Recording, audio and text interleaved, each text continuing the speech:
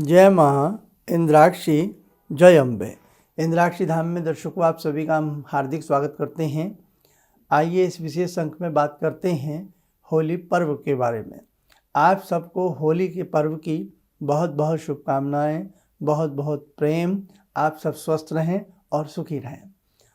अब हम आपको बताएंगे कि होली जब हम पूजने जाते हैं तो कौन कौन सी सामग्री उसमें ले जाकर के हम पूजते हैं, और रात्रि में जब होली का दहन होती है तो वहाँ पर भी हम क्या क्या बातों का ध्यान रखें, कैसे होली में हम अपनी विशेष पूजा को करें। होली का समय एक विशेष समय होता है, एक विशेष संधि का समय होता है। ये खास समय आपके हाथों से वंचित ना हो, ध्यान रखिएगा। और ऋषियों ने, मुनियों ने जो भी चीज़ें बनाई हैं उनका पूर्ण रूप से साइंटिफिक आधार है। ऐसा नहीं है कि आप सोचते हो कि अब फाल्गुन मास आ गया तो होली आ गई, तो बड़ा सोच करके विचार करके हमारे ऋषियों ने सब कुछ बनाया है। बस आज उसे अच्छे से समझने की और अच्छे से उसे जानने की आवश्यकता है। इस बार 24 मार्च की होली का है, होली दहन है, और 25 मार्च का, जिसे हम फाग कहते हैं, होली खेलना कहते हैं, रंग होली कहते हैं, तो वो 25 मार्च की रंग होली मनाई जाएगी। 24 मार्च को आप बहुत अच्छे से रात्रि में अपने मंत्र की सिद्धि भी कर सकते हैं। आप अगर किसी भी मंत्र को, सावर मंत्र को, या कोई आपका अपना प्रिय मंत्र है, उस मंत्र की एक माला जपें और एक माला से आहुति दें, यानी कि एक माला का जप और एक माला का हवन करने से वो मंत्र आपका चैतन्य हो जाएगा और आपको बड़ा अच्छा उससे लाभ भी मिलेगा, और आपका मंत्र हमेशा आपके लिए बहुत अच्छे से कार्य करेगा। आप बहुत लोग ऐसे हैं वो नहीं समझ पाते हम किस मंत्र को जपें, किस मंत्र को सिद्ध करें। तो उसके लिए हमने अभी 1-2 दिन पहले होली की रात्रि में किस मंत्र को जपें वो आप हमारा देख लें, नहीं तो हमारे पुराने प्रोग्रामों से भी आपको बहुत मंत्र मिल जाएंगे होली वाले में से। पिछले साल, उससे पिछले साल बहुत ऐसे अच्छे अच्छे आपको मंत्र मिल जाएंगे। जो नए दर्शक हमसे जुड़े हैं उनके लिए भी हम ये बात बता रहे हैं। ये समय फाल्गुन मास का जो आता है, इधर सर्दियां निकलती हैं, गर्मियों का आगमन शुरू होता है, और इस बदलाव में नाना भांति की बीमारियां भी जन्म लेती हैं, हर साल लेती हैं। ये चेचक है, मलेरिया है, हैजा है, बहुत सारी बीमारियां जन्म लेती हैं। ऐसी संक्रामक रोगों के भी पनपने की इसमें संभावना रहती है।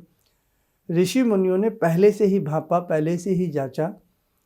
उन्होंने जिस समय ये होली की व्यवस्था शुरू हुई तो उसमें विशेष प्रकार के द्रव्यों को होमा जाता था, सामग्री विशेष प्रकार से बनाई जाती थी। आजकल की तरह कैसे नहीं कि बाज़ार से एक पैकेट ले आए और लगता है कि मानो वो किसी पेड़ के पत्ते ही उसमें तोड़ करके डाल रखे हों, और शायद उसमें जड़ी बूटियों के नाम पर तो शायद कुछ भी ना हो, है ना। अक्सर ऐसा देखा जाता है। देखो भैया, हम भी मंगाते हैं कई बार बाज़ार से, लेकिन शांति कुंज हरिद्वार की सामग्री जिन्होंने प्रयोग में ली हो तो वो तो जवाब ही नहीं है, कहना ही नहीं है। लेकिन कई बार भाई दिल्ली में रहते हैं, नहीं मिल पाती है तो मंगाना पड़ता है, तो वो लगता है कि बस पेड़ के पत्ते उसमें डाल रखे हैं और कुछ नहीं लगता है। तो अच्छी स्थान से सामग्री आप लोग यूज़ किया करें। तो हमारे ऋषि मुनि विशेष प्रकार के द्रव्यों को उसमें होमा करते थे। एक विशेष रात्रि में जिसमें चंद्रमा अपनी पूर्ण कला में हो, उस विशेष रात्रि में जब होली का दहन की जाती थी तो पूरे वातावरण के ऊपर एक खासा असर पड़ता था, और नाना भांति की बीमारियां दम तोड़ देती थी। विषाक्त कीटाणु, हवा में फैले कीटाणु, वो नष्ट हो जाया करते थे, जो हमारी आरोग्यता के लिए बहुत ही ज़रूरी कार्य था। आज चिन्ह पूजाएं रह गई हैं बेटा। बहुत कम ऐसे स्थान हैं जहाँ विधि विधान से होली लगाई जाती है, होली को पूजा जाता है। होली के पीछे और भी बहुत सारी बातें हैं कि हिरण्यकश्यप, आपने नाम सुना हो हिरण्यकश्यप का, सुना होगा आप सब ने। तो उनको जो प्रहलाद थे, उनके बेटे जो थे प्रहलाद थे, भगवान के अनन्य भक्त, लेकिन उनको भगवान के नाम से कहीं ना कहीं चिढ़ बैठी हुई थी पिता को। अब चिढ़ बैठी हुई थी तो वो नाम नहीं लेना चाहते थे। बड़े जतन किए अपने ही पुत्र को समाप्त करने के लिए। देखो कैसी विडंबना वाली बात है। जब व्यक्ति की कुबुद्धि होती है ना, तो वो कुछ भी करने के लिए तैयार हो जाता है। लेकिन जिसको बचाने वाले भगवान हो, जिसके रक्षक भगवान हो, उसका भक्षक कुछ नहीं बिगाड़ सकता। अब इनकी जो बुआ है प्रहलाद की, वो अग्नि स्नान किया करती थी अक्सर, यानी कि अग्नि में यदि वो बैठ जाएं तो अग्नि उनको टच नहीं करती थी, वो जल नहीं पाती थी, उनको अग्नि सिद्धि थी। वो उनके दिमाग में आई हिरण्यकश्यप के। उन्होंने कहा अपनी बहन से कि तुम प्रहलाद को अपनी गोदी में लेकर बैठ जाओ, तुम तो सही रहोगी, ये भस्म हो जाएगा, फिर देखते हैं इसका भगवान इसको कैसे बचाता। कितनी बड़ी सिद्धि किसी के पास रही हो कि जो व्यक्ति अग्नि में बैठ जाता हो और वो जल ना पाता हो। उस व्यक्ति ने उस सिद्धि को पाने के लिए कितनी मेहनत की होगी, मतलब सोचने की बात है। ऐसी सिद्धियां आम हाथ नहीं मिलती किसी के। लेकिन हुआ उल्टा कि साहब जब वो बुआ प्रहलाद को गोदी में लेकर के बैठती हैं, अग्नि स्नान होता है, तो कहने का भाव बुआ ही जल जाती हैं उसमें, और प्रहलाद सकुशल भगवान की कृपा से, भगवान जगन्नाथ की कृपा से सकुशल उसमें सही रहते हैं। कहने का भाव कि यहाँ एक शिक्षा है कि सिद्धियाँ जब ही काम करती हैं जब हम अच्छे के लिए करें। हम अपनी सिद्धियों का प्रयोग, मंत्रों का प्रयोग बुरे कार्यों के लिए करने लगते हैं तो भगवान हमारा साथ नहीं देता, और सिद्धि के उस जो मंत्र होते हैं, उस मंत्र की सिद्धि के जो देव होते हैं, वो भी हमें बुरे वक्त में छोड़ करके चले जाते हैं। तो बेटा ध्यान रखना, जैसे प्रहलाद की रक्षा भगवान ने की है, आप शरण में रहना भगवान के, आप जगदम्बा की शरण में रहना, आप श्रीमन नारायण की शरण में रहना। आप हर अला से, बला से, कुबला से, डाकनी से, साकनी से, हाकनी से, हुंकारनी से, पिशाचनी से, सब चीज़ों से आप बचते रहेंगे। आपके अंदर ही वो पावर है कि आप अपने भगवान को प्रकट कर लेंगे। आपके अंदर ही वो सक्षमता है कि आपके भगवान आपको विशेष आशीष दे देंगे। तो ये होली का समय बड़ा अच्छा समय होता है। नवीन पल्लव, नवीन पत्ते, उधर आम्र के ऊपर मंजरियाँ, भंवरों का गुंजन, एक उत्साह का समय होता है। तो खैर, अब हमें क्या करना है, जहाँ आपके कहीं होली आसपास लगी हो, हमारी माताएं बहनें जो भी होली पूजने जाती हैं, सुबह के समय 24 तारीख की सुबह के समय थोड़ा आटा अपने साथ ले जाएं, है ना। आटा कौन सा, आम आटा जो होता है। थोड़ी हल्दी ले जाएं, थोड़ा मिष्ठान ले जाएं, थोड़ा जल ले जाएं, कच्चा सूत ले जाएं, और वहाँ जा कर के होलिका को प्रणाम करें, जो वो स्थान है, क्योंकि वो बड़ा शुद्ध स्थान हो जाता है। उसको प्रणाम करने के बाद वहाँ दीप वगैरह बेटा हिसाब से जलाना, क्योंकि अभी वो रात्रि में दहन होगी होली, ये ध्यान रखना आप। तो कहीं ये ना हो कि आप दीप ही उसमें लगा दें, तो वो अच्छी बात नहीं है। तो इसलिए आप केवल सूखा सामान ले जाएं, थोड़ा आटा चढ़ा दें, थोड़ा गुड़ ले जाएं, गुड़ चढ़ा दें या कोई मीठा चढ़ा दें, हल्दी का तिलक लगा दें, 7 तार या 11 तार कच्चे सूत के चारों तरफ श्रीमन नारायण बोलते हुए होली के चारों तरफ सूत के धागे लपेट दें। परिक्रमा भी हो जाएंगी 7 या 11, पूरे परिवार के नाम से कर सकते हैं, कोई भी आप घर से जा कर के कर सकता है। थोड़ा सा जल वहाँ अर्पण करके प्रणाम करके घर वापस आ जाएं। अब रात्रि के समय जब आप वहाँ जाएं, अब रात्रि के समय जिस समय होली दहन होती है, तो दहन के समय जब आप वहाँ जाएं तो वहाँ पर भी कुछ सामग्री ऐसी है जो आपको ले जानी होती है। जैसे गुथा हुआ आटा है वो आप ले जाएं, कच्चा सूत आप अपने साथ ले जाएं। चलो मैं आपको लिखवा देता हूँ, आप थोड़ा सामान नोट करें। गंध, अक्षत, जल, पुष्प, धूप दीप, अबीर गुलाल, तांबुल सुपारी, गुड़ व गेहूं की बाली, कच्चा सूत, गिलोय, अगर तगर, जटामासी, कपूर और घी तेल में सना गुथा आटा अपने साथ ले जाओ। रात्रि के समय की बात है। जाकर के प्रणाम करो, धूप दीप फूल वगैरह थोड़ा सा वहाँ हिसाब से चढ़ा दो, प्रणाम कर लो। उसके बाद जो अबीर गुलाल है थोड़ा थोड़ा वहाँ छिड़क दो, अबीर गुलाल छिड़क दो, और जो मैंने देसी द्रव्य बताए हैं जैसे जटामासी है, गिलोय है, अगर तगर है, ये पर्यावरण को भी सही करते हैं और विषाक्त कीटाणुओं से लड़ने की इनमें अद्भुत क्षमता होती है। वो सारा का सारा उसमें होम दीजिएगा।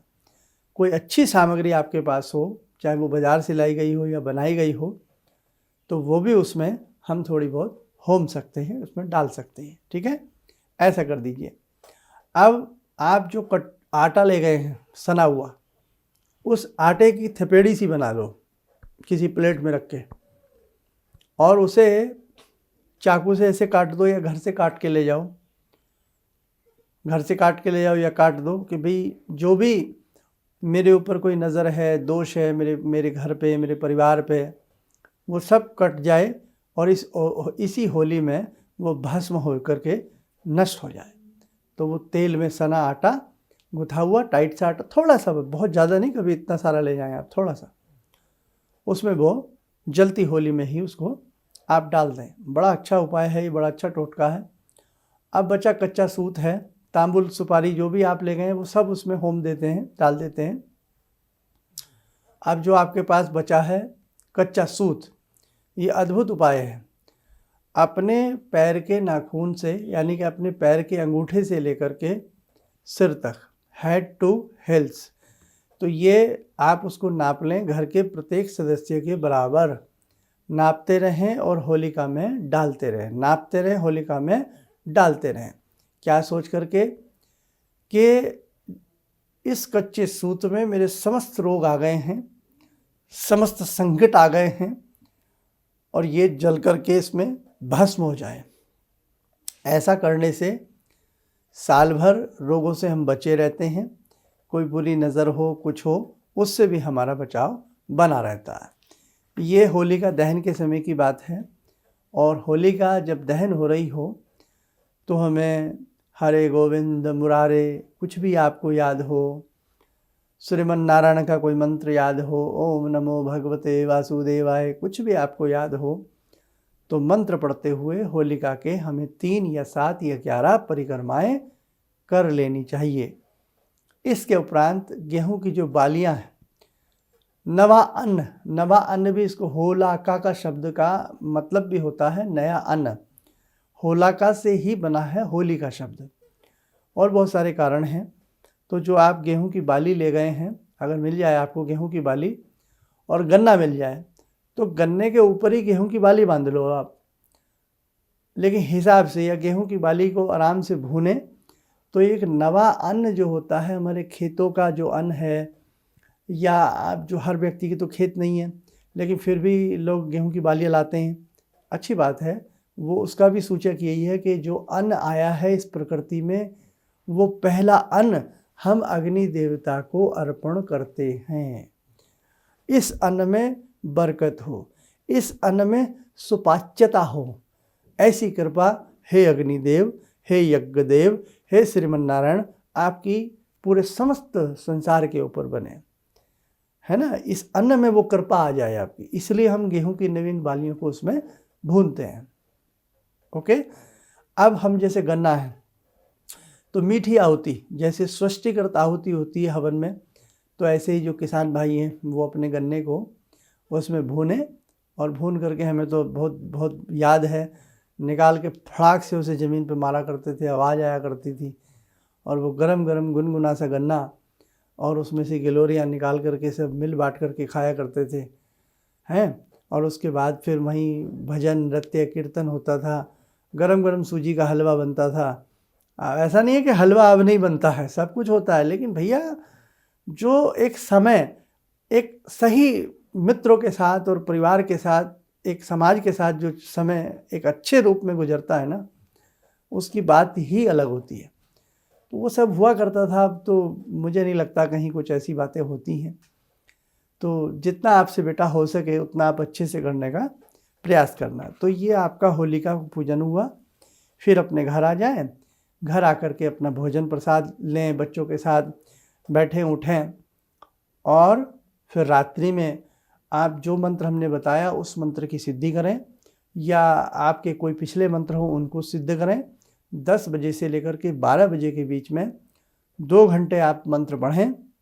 और यदि जो मंत्र नहीं पढ़ सकते हैं, कोई हवन नहीं कर सकते हैं, तो आप क्या करें, जैसे 30 दिन 31 वाले लोग साधक हैं, 31 दिन वाली साधना के, तो भगवान की कृपा से, भगवती जगदम्बा की कृपा से वो साधना भी उनकी 25 तारीख को पूर्ण हो जाएगी। तो वो आप 24 तारीख की रात्रि को भी वो साधना कर्म पूरा पढ़ लें। जो संस्थान से दीक्षित हैं, दीक्षा के मंत्र हैं, उन मंत्रों को भी पढ़ सकते हैं, उन मंत्रों से हवन भी कर सकते हैं, गायत्री मंत्र छोड़ करके, क्योंकि रात्रि का समय है। और बाकी आप अन्य जो लोग हमें सुन रहे हैं, आप अपना कोई मंत्र, रोज़ प्रिय मंत्र पढ़ते हैं, उसी मंत्र को अधिक से अधिक आप रात में 10 से 12 के बीच में 2 घंटे, 1 घंटा, आधा घंटा, जितना समय मिले उसे आप जप लें, ताकि बहुत अच्छा रहेगा। ये तो बात ये हुई। अब कुछ छोटी छोटी बातें सुन लें होलिका की रात्रि की, कि संध्या के समय 3 रंग का गुलाल ले लें, लाल ले लें या गुलाबी ले लें, पीला ले लें, हरा ले लें। 3 रंग का गुलाल अपनी देहरी पर बाहर, जहाँ मेन गेट होता है, 3 लकीरें बना दें। और भावना उसमें ऐसी हो, क्योंकि होली में लोगों के मन में होता है ना कि बड़ी उल्टी सीधी चीज़ें घर में आ जाती हैं, सो एंड सो। तो 3 लंबी लंबी रेखाएं उसमें होलिका की शाम के समय ही अपने घर में खींच दें, बाहर मेन गेट पर, भावना कि कोई भी ऐसी चीज़ मेरे घर में प्रवेश ना करे। लक्ष्मण भगवान ने एक रेखा खींची थी, एक ऐसी भावना थी, ऐसा क्या वो केमिकल्स था, ऐसा क्या उसमें पारदर्शिता थी कि अगर कोई गलत भावना से उस रेखा को पार करेगा तो वो भस्मसात हो जाएगा। क्या हमारा साइंस रहा है साहब। और शुद्ध भावना से कोई उसे पार करेगा तो कोई दिक्कत नहीं है। तो वो लक्ष्मण रेखा, तो ऐसी रेखा आप 3 रेखाएं अपने दरवाजे के बाहर खींचें शुद्ध भावना से, कि कोई भी इसमें गलत प्रवृत्ति से मेरे घर में कोई ऐसी चीज़ प्रवेश ना करे, वो बाहर ही रुक जाए। तो बेटा ये कर सकते हैं। होली की रात्रि में अपने देवी देवताओं के नाम से रात्रि पर्यंत अखंड दीप जलाया जा सकता है। देसी घी का जला लें, सरसों के तेल का जला लें। अखंड दीप होलिका की रात्रि में जलाया जा सकता है।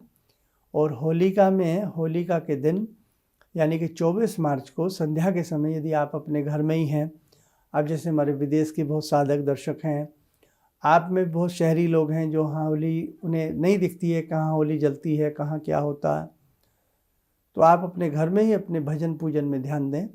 थोड़ा उस दिन गूगल घर में ज़रूर जलावें। होलिका के दिन गंगा जल का छींटा ज़रूर 24 तारीख को अपने घर में मार लें और गूगल जलावें। और थोड़ा सा स्वर आवाज़ में हनुमान चालीसा हुआ, बजरंग बाण हुआ, इस प्रकार के कोई भी दिव्य स्तोत्र, चालीसा आदि आप लोग अपने घर में पढ़ेंगे तो आपको बहुत अच्छा लगेगा और भगवान की कृपा आपके घर में बरसेगी। ओम नमो भगवते वासुदेवाय नमः। इस मंत्र को होली में ज़रूर हमें पढ़ना चाहिए। आप होलिका पूजने नहीं जा सकते तो संध्या के समय ही, ऐसा जो विदेशों में बैठे हैं वो सोच लें कि अब इंडिया में, भारत में इस समय होली का दहन हो रहा है, तो बेटा आप अपने ही घर में वहीं बैठ कर के, या जो हमारे भारत में ही अर्बन सिटीज़ में लोग रहते हैं और जहाँ होली उन्हें कहीं नहीं दिखती है, नहीं जा पाते हैं, तो होली का दहन के समय, अब हर चीज़ का समय इंटरनेट पे मिल जाता है, ये होली का दहन का समय है, तो आप वहीं बैठ कर के अपने घर में थोड़ी देर के लिए भगवान को, जगन्नाथ को धूप दीप दे कर के, जगदम्बा आदि को, और आप अपनी मंत्र साधना संध्या के समय भी थोड़ी बहुत ज़रूर कर लेना। उससे भी आप समझ लेना कि आपका होली का पूजन हो गया है। ठीक है। अब हम अगले दिन सुबह की बात करते हैं, जिस दिन रंग होली होती है। तो रंग होली की सुबह में हम अपने इष्ट को गुलाल लगाएं। लड्डू गोपाल आपके घर में, उनके गालों को गुलाल लगा दो, मस्तक पे गुलाल लगा दो, अपने गुरुदेव के चरणों पे गुलाल लगा दो, अपने जो भी आपके देवी देवता हैं, जगदम्बा हैं, उनको हल्का हल्का सा उनके चरणों पे, उनके मस्तक पे बिंदी के रूप में गुलाल लगा दो, है ना। तो बड़ा ये शुभ माना जाता है। और बाकी प्रतिदिन का आप हमारा कार्यक्रम देखते रहिएगा, वो सारी चीज़ें भी आपको हम बताते रहेंगे। और जो होली जब पूजने जाएं, जब आप होली वाली, हमने रात्र वाली होली, दहन वाली, तो वहाँ अपने अपने हिसाब से होलिका मैया से प्रार्थना कर लेना, कामना कर लेना अग्नि देवता से कि प्रभु आपकी कृपा से मेरे समस्त काम सिद्ध हों। और यह एक छोटी सी प्रार्थना है, उसे आप नोट कर लें। हे होली देवी, तुम बसंत ऋतु और कामदेव की प्रिया हो, मेरे समस्त संकटों को दूर करें और मेरी सविधि की गई इस पूजा को स्वीकार करें। और बाकी जो भी आपके अपने भाव हैं, शब्द हैं, वो भगवान के प्रति अर्पण कर लेना, बहुत अच्छा रहेगा। तो मुझे लगता है मैंने सारी बातें इसमें आपको बेटा समझा दी हैं, बस अच्छे से करिएगा, है ना। और होली में दरवाज़ों में बंद मत होइएगा, अच्छे से घर के अंदर बच्चों के साथ हंसी खुशी के साथ गुलाल लगाइए। और बहुत लोग आज हमारे तीज त्योहारों को ना बेकार बताने पे लगे हुए हैं, हम पानी का ये वेस्टेज कर देते हैं। साल भर किसी को पानी याद नहीं आता है, होली में ज़रूर सबको पानी पानी पानी पानी पानी। और भाई जो इसमें गंदगी के साथ होली खेलते हैं, हुड़दंगबाजी के साथ ये सब काम करते हैं, ये उनकी सोच है, लेकिन हमारे ऋषियों की सोच ऐसी नहीं है। आपकी अपनी सोच है कि आप किस तीज को, किस त्यौहार को कितनी सभ्यता से मना रहे हैं। तो बेटा बहुत अच्छे से, बहुत अच्छी सभ्यता के साथ आप अपने तीज त्योहारों को गरिमा के साथ उन्हें मनाएं, ताकि लोगों को देखने में भी अच्छा लगे और सोचने में भी अच्छा लगे। और एक चीज़ का विशेष ध्यान रखें, होली का दिन हो और घर में पकवान ना बने तो क्या बात है साहब। इसलिए होली के वाले दिन के दिन, जिस दिन रंग वाली होली हो, या ये अपनी 24 तारीख की होली, 24 तारीख की तो दहन है, 25 तारीख की रंग वाली होली है। तो दोनों ही होलियों में घर में कुछ ना कुछ अपने हाथ से हमारी माताएं बहनें पकवान ज़रूर बनाएं। अक्सर उत्तर प्रदेश की हम बात करें, नॉर्थ ईस्ट की बात करें, गुंजिया और बहुत सारे ऐसे नमकीन पकवान बना करते हैं। तो भाई हमारी माता जी तो बड़ी दक्ष नहीं है, बड़ा ही उन्होंने बचपन से ही कि होली आई नहीं और साहब घर में खुशबू, घर में महक होने लगी। अब तो यही है कि चलो बाज़ार से मंगा लेते हैं, है ना। लेकिन भैया जो घर का स्वाद है वो बाज़ार का नहीं हो सकता। इसलिए बेटा कम से कम अच्छा दिन आया है, अच्छा पर्व आया है, एक दिन के लिए बच्चों के लिए, परिवार के लिए कढ़ाई चढ़ाइए और रसोई को सजाइए और सबको खिलाइए और मस्त होइए और अच्छे से अपने तीज त्योहार को मनाइएगा। चलिए, आप सब स्वस्थ रहें, सुखी रहें। इन शुभकामनाओं के साथ हम अपनी वाणी को विराम देते हैं। जय जय अम्बे। किसी भी समस्या के समाधान के लिए मिले प्रसिद्ध हस्तरेखा एवं वास्तु विशेषज्ञ प्रोफेसर धर्मेंद्र शर्मा जी से। नोट: शिविर में भाग लेने हेतु एवं व्यक्तिगत रूप से मिलने के लिए कॉल करने का समय सुबह 10 बजे से शाम 6 बजे तक। हमारे विभिन्न ज्ञानवर्धक कार्यक्रम देखने के लिए आप हमें अभी सब्सक्राइब करें, बेल आइकन को प्रेस करें ताकि आप देख सकें हमारा कार्यक्रम सबसे पहले। और अधिक जानकारी के लिए फेसबुक पेज को लाइक करना न भूलें।